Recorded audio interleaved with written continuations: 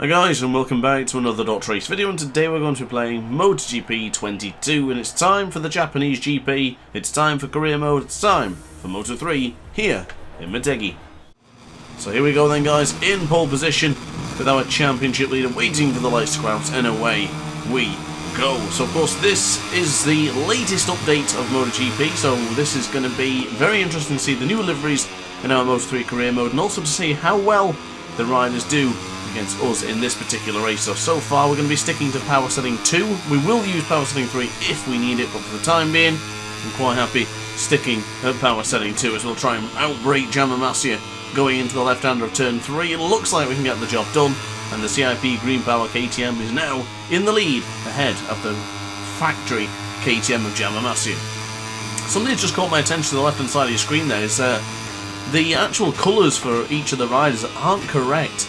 Ethan Guevara there has still got that turquoise colour from a couple of years ago rather than the red for the gas, so not entirely sure what's happened there as Yamaha will launch it up on the inside of the 130R, and there is Ethan Guevara just behind us, of course with the correct livery but for some reason the wrong colour on the left hand side of the screen. And it's good to see teammate Kaita Toba up there in the top 3, of course home GP from our teammate, certainly going to hope for a good chance of victory or even a podium here today as we just fainted and launch up on the inside of the young Spaniard of Yamaha.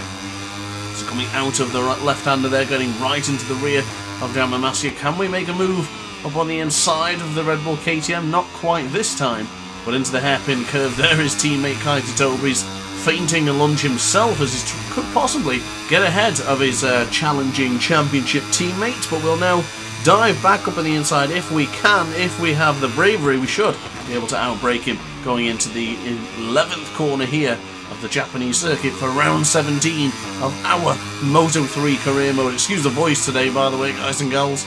The asthma's kicking in, and hay fever is a bad thing for us British folk right now. Goodness me, as we go into victory corner, massive contact with Yamaha. Kaita Toba, wow, what a gift to the Japanese Grand Prix rider.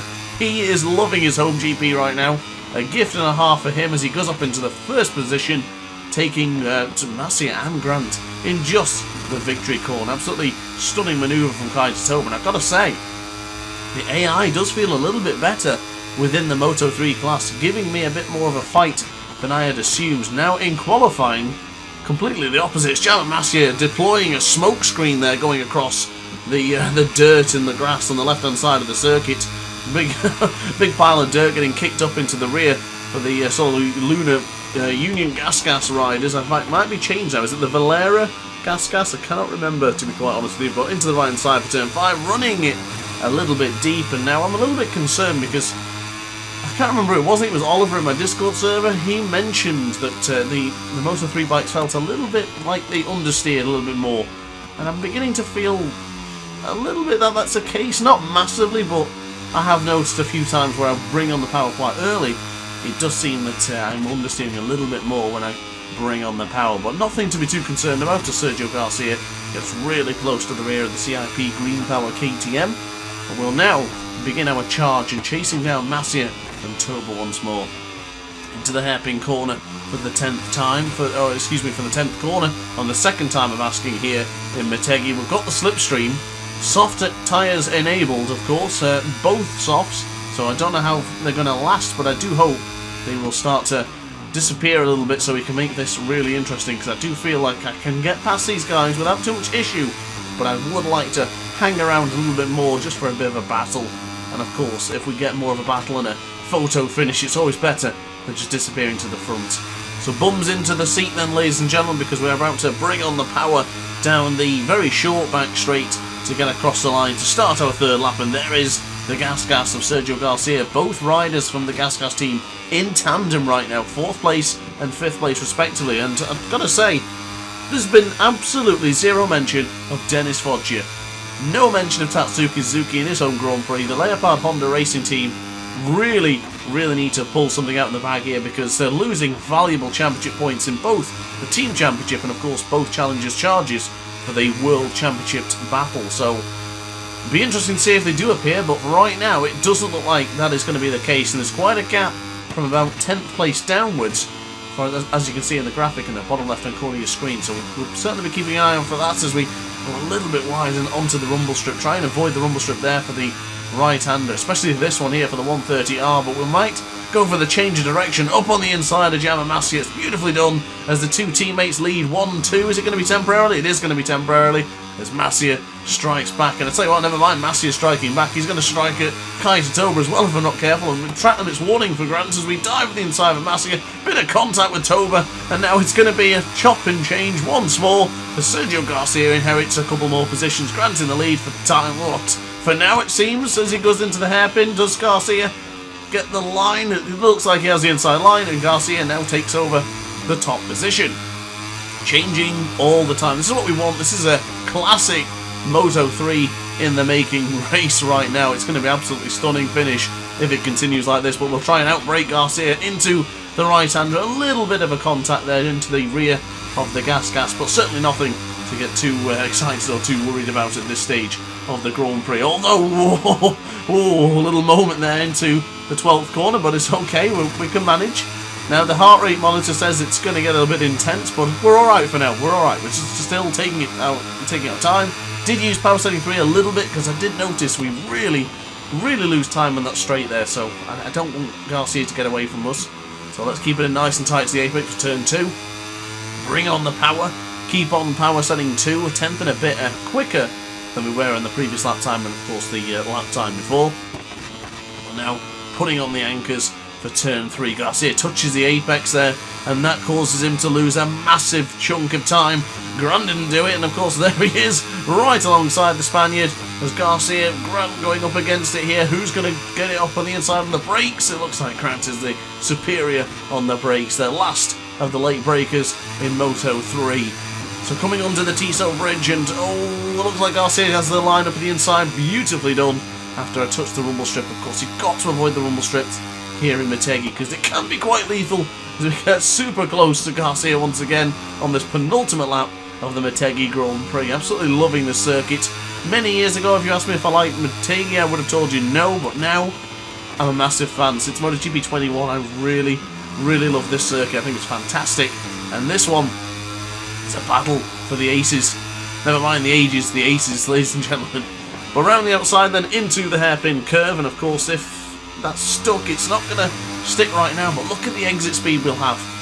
Into the slipstream of Garcia. Kaitatoba's going to get a nice slingshot if he stays within us. Of course, team orders don't seem to be a thing with Kaitatoba. He doesn't seem to care right now, and nor would I expect it to, but we go hard on the brakes for the right-hander for turn 11 for the 90 degrees corner. Looks like Sergio Garcia should have we might have the inside line. It's going to be a brave and bold manoeuvre if we can get the job done, as things are getting really tight and twisty into the victory corner. As Garcia tries for a lunge again. Holgardo's gone down behind. Holgardo is out of the Grand Prix. He was running in 8th place for the majority of the Grand Prix, but look at us now into the final lap. Kaitatoba into 2nd position, cuts my nose off into turn 1 as Garcia is leading this Grand Prix. Massia to the right hand side, Guevara just a little bit further behind, and Ivan Otola there.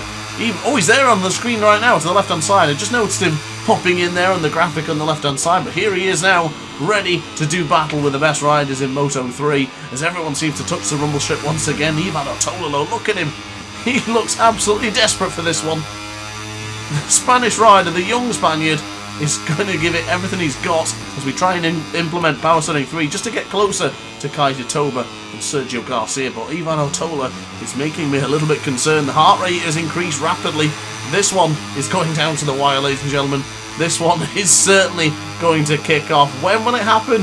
Who knows, but let's find out together. And of course, if you are enjoying this video so far, be sure to hit the like button and consider subscribing, because there'll be a lot more of these ones, ladies and gentlemen, let me tell you. But to the left hand side, do we go for the move that put us up in the inside of Massia last time? We do go for it. This time not impeding Toba, this time just getting ahead of Garcia, and the speed we got out of that corner was unreal. Power setting 3 might be a little bit too strong, so let's drop it down to power setting 2, round the outside of Kaitatoba. There he is, he doesn't want to give it up. He's not yielding the position, still in power setting 2 briefly, but now to 3. A little bit of contact there for Garcia. Rubbing is racing, ladies and gentlemen, as Kaitatoba leads into the 11th corner. Only 3 more corners to go as we outbrake him, going into the right-hander for the 90 degrees corner. That was stunning. What an absolutely stunning move that was from the World Championship leader. Garcia inherits 2nd for now. But is it going to go down to the wire? Victory corner, does it beckon the British rider for another win this season? Garcia's been beaten by Toba, I think he has indeed. It's going to be a CIP Green Power 1-2 for the first time this season, but Grant gets the victory here in Japan. So guys and gals, how about that one then? That was a rather fierce battle. Very impressed with the update so far. Seems that the riders have been a little bit more aggressive, and I tell you what, I approve. So Grant, Toba, Garcia is your Japanese podium. Look at the championship standings, and that gap is, wow, 86 points clear from Dennis Foggia and 117 clear from his teammate Tatsuki Suzuki. One more round and I think this one will be done. Look at the team championship, and a disastrous day for the Leopard Racing team has dropped 15 points behind CIP Green Power, and of course this stunning performance claiming maximum points for CIP Green Power. Absolutely stunning. 15 points clear from Leopard Racing. So guys, thank you very much for watching this video. I really hope you enjoyed. It's another part Ferme, another podium and another victory to add to our fantastic tally. But guys, that is it from me. Thanks for watching as always. Like, comment and subscribe, and I will see you in the next video. Ciao for now. Oh hi, didn't quite see you there. Good to see you're still here. If this video didn't quite set your appetite, then why not watch some more DrAce content by clicking the video shown on screen now. Furthermore, if you would like to follow me on social media, you can do so now with the links down in the description. Consider subscribing so you don't miss a single DrAce video.